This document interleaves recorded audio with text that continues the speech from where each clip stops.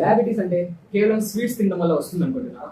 అయితే ఈరోజు నిజం ఏంటో తెలుసుకున్నాం. మన బాడీ ఒక ఫ్యాక్టరీ లాంటిది. ఇది రన్ అవ్వడానికి ఫ్యూయల్ అవసరం. ఆ ఫ్యూయల్ పేరే గ్లూకోజ్. మనం తినే ఆహారం మన గట్లో డైజెస్ట్ అయ్యి గ్లూకోజ్ గా మారుతుంది. ఆ గ్లూకోజ్ నేరుగా బ్లడ్ కి వెళ్తుంది. బ్లడ్ లో గ్లూకోజ్ పెరుగుతుంది. ఇప్పుడు బాడీకి ఒక హీరో అవసరం. ఆ హీరో పేరు ఇన్సులిన్. ఈ ఇన్సులిన్ మన ప్యాంక్రియాస్ అనే ఆర్గన్ లో తయారు చేయబడుతుంది. ఇన్సులిన్ అంటే ఒక కీ లాంటిది. మన బాడీలో ప్రతి సెల్ కి ఒక లాక్ ఉంటుంది. ఇన్సులిన్ కీ మాత్రమే ఆ లాక్ ని తెరవగలదు. ఇప్పుడు చైన్ చూడండి. ఫుడ్ తింటాం, గ్లూకోజ్ బ్లడ్ లో వస్తుంది, ఇన్సులిన్ కూడా వస్తుంది. గ్లూకోజ్ సెల్ లోకి ఎంటర్ అవుతుంది, ఎనర్జీ వస్తుంది. ఇది నార్మల్ అండ్ సింపుల్. కానీ ఒక్క సెకండ్, డయాబెటీస్ లో ఈ చైన్ బ్రేక్ అవుతుంది. ఎయిదర్ ప్యాంక్రియాస్ నుంచి తక్కువ ఇన్సులిన్ రావచ్చు, లేదా వచ్చిన ఇన్సులిన్ సెల్ ని తెరవడానికి సరిపోకపోవచ్చు. దీన్ని ఇన్సులిన్ రెసిస్టెన్స్ అంటాం. సెల్ తెరుచుకోదు, ఎనర్జీ రాదు, గ్లూకోజ్ బ్లడ్ లో నిలబడిపోతుంది. ఇది హైపర్ గ్లైసిమియా.